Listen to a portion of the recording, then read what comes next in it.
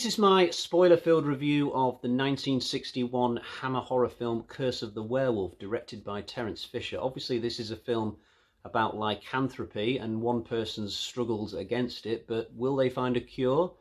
Will they give in to their hellish impulses, or will they commit suicide? These are all considerations that our main character will have to mull over, that person being Leon, played by Oliver Reed. But such is the weird structure of this film that we don't actually get to meet Leon as an adult until the second half of the movie. Before then, we spend time with Leon as a boy. Before then, we spend time with Leon's mother before she's even pregnant. And prior to that, there's another section where we follow the path of a beggar who presumably is the person who gives the werewolf gene to Leon's mother when he rapes her. Yeah, there is a rape scene. It's not that horrific to watch. The camera cuts away just as it's starting. So this movie takes a very convoluted passage to get to the main story, and it is to the detriment of the story because everything feels very condensed in the second half of the film, just to fit everything into the runtime.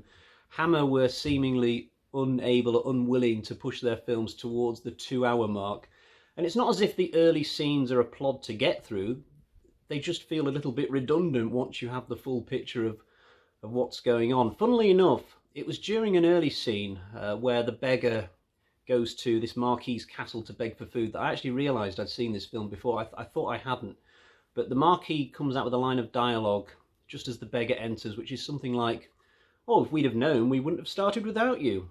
And I've carried this line throughout my life, and I've even said it in day-to-day situations in various contexts, and totally not remembered where I got it from. Nothing else about this movie stirred any memories for me, apart from that one line. It's weird. At this point, I'll just show you what version of the film I've got. I've got a steelbook for this. I don't have many steelbooks. It's a 2-disc set. It's got 8 postcards, which I've not yet opened. I'll tell you what, I'll open these at the end of the review, and we'll take a look at exactly what they are. And there's only 2,000 copies made of this, according to this sticker on the back. This is number 267 out of 2,000. A few days before I did this review, I went onto a Hammer Horror forum and posted a picture of the steelbook and said, look, just out of curiosity, has anybody else got one of these extremely rare copies? And 2 people actually came forward and put pictures of theirs up, which I thought was quite cool. It wasn't even that expensive to buy, actually. It was £20 at most, which is kind of weird for that sort of thing. Going back to the Marquis's banquet, there are 2 actors in this scene who would go on to be in James Bond films, which is a big interest to me, being a fan of that series. The first is Anthony Dawson, who plays the Marquis himself. A year after this film, he would play one of the first ever Bond villains, Professor Dent. And also in the scene is Desmond Llewellyn, who would go on to play Q for many, many years in many, many James Bond films. But before the Bond series, he would take only very, very small roles. And in this film, he plays a footman who basically opens the door for the beggar to come in, and that's all he does. He doesn't get his name on the end credits, although what we'll say is back then, films would often just put the top 10, top 20 actors in a film on the end credits, whereas these days, if you've got a walk-on role, you'll get your name on there, but that's not the way they always did these things. I do sort of wonder whether the Marquis's wife could have become Leon's mother instead of taking the time to introduce yet another character in the form of the jailer's daughter. You could have cut to the chase a little bit quicker. Then you could have had it so that Leon needs to go to the Marquis's castle at the end of the film and get revenge against his natural father. They could have done it that way. I mean, I don't know if they were just staying faithful to an old novel or something. I've not seen any of the documentaries on the DVD. A couple of weird things about the first half of the film. Firstly, it's a bit jarring seeing the beggar become a rapist, because I'd felt really sorry for him up to that point, when he's trying to get food in the pub and nobody will help him.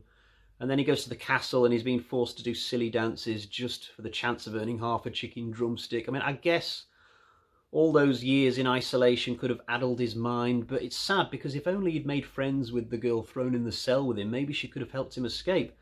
Also, it's sort of implied that the Marquis forgets that he has the beggar in his dungeon for years on end. I mean, he must have a jailer on the payroll for all that time, so how can he forget? But he's definitely an arsehole, this guy. I mean, he fully deserves his death. I swear he looks the spit of Ebenezer Scrooge in his final scene.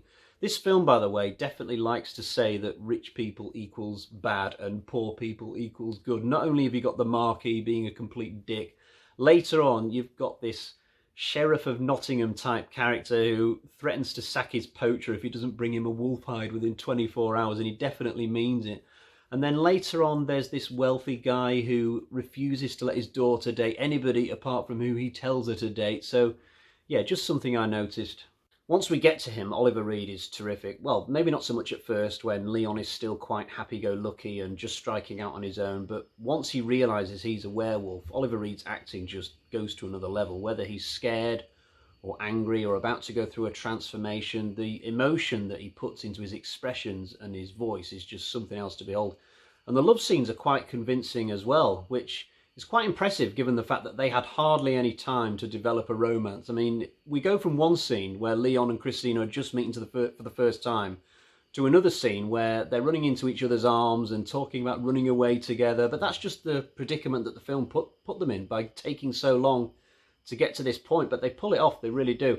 I've only previously seen Oliver Reed in the Oliver Twist film and Gladiator, and his turn as Bill Sikes in Oliver gave me nightmares as a kid, more than any normal horror villain. I mean, just the memory of him beating Nancy to death and grabbing Fagin by the throat, that's strong stuff for a kid to watch. He was obviously well known as well away from the screen as a Hellraiser. I deliberately use that word because people always used to use the word Hellraiser when describing Oliver Reed. Oliver Reed the Hellraiser.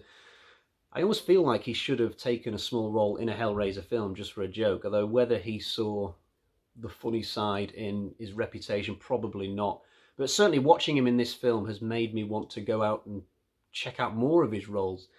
And I'm probably not the first person to notice that at the end of this film, his character suffers almost a similar fate to that Bill Sikes suffers in Oliver. So you've got the werewolf up on the bell tower and this crowd down below with torches baying for his blood. And at the end of Oliver, Bill Sikes is up on a rooftop and you've got the crowd down below looking up, baying for his blood. And in both films, that's when his character dies. I liked the character of Jose in this film as well, his friend at the winery. They had a nice little friendship going. It is sad when Jose dies. And I couldn't help wondering in the scene where Jose is showing Leon how to put labels on wine bottles, whether this was the moment where Oliver Reed's mind started to go down a dark path. I felt guilty for thinking it, I really did. I do like the makeup on the werewolf in this film as well. I didn't even think about it when I was watching it, which is a good sign. You know, I wasn't sat there thinking, that bit's quite good, that bit's not quite right. You know, I literally only after the film did I think, what did I think of the makeup? Obviously it was very good. I didn't even stop and think about it for a moment. So if I had to sum up this movie, I'd say yeah, it's a very good film. If you like old horror films and you've still not seen this one, I would absolutely suggest give it a chance, although it does have a very weird narrative which does drag the film down a little bit, but it's well made, it's extremely well acted, and it's worth watching just for Oliver Reed's performance. Now, I will get to the Bag of Terror and discover what sort of score we have for the movie, but first let me just quickly show you the postcards from the steel case. I've already taken the wrapper off these because my original take failed because it took so long to get the wrapper off. But anyway, here we are. So we've got the marquee. I told you he looked like Ebenezer. There's the proof. This is an early scene with him and Leon's mother.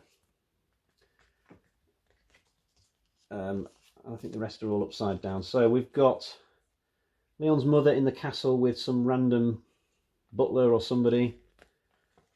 That's Leon as a boy and his stepfather. This is about halfway through the film. His stepfather's basically putting bars on the windows to stop him going out and murdering people. Leon's mother almost dies just as she escapes the Marquis's castle.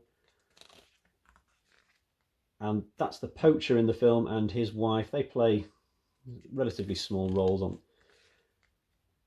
Leon in bed, just recovering from being out all night, you know, as a werewolf.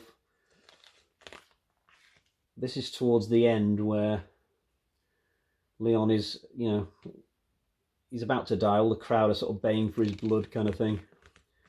And there's Leon when he briefly goes to prison. And there we have it. So, quite cool. They're not actually postcards. They've got the cast list on the back. I think they're just random pictures, but they're pretty neat. Right, let's get to the Bag of Terror.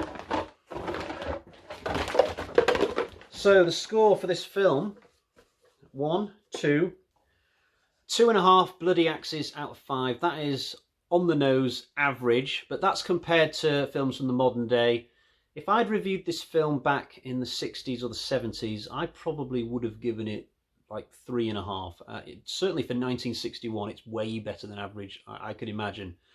But reviewing it in 2020, it still gets an average score, which is very good in the context. Right, I'll be back soon for another Hammer Horror review. I do have other reviews from this series in my Hammer Horror Reviews playlist, so check those out if you want to. Other than that, subscribe if you haven't already, and I'll see you again next time. Bye-bye.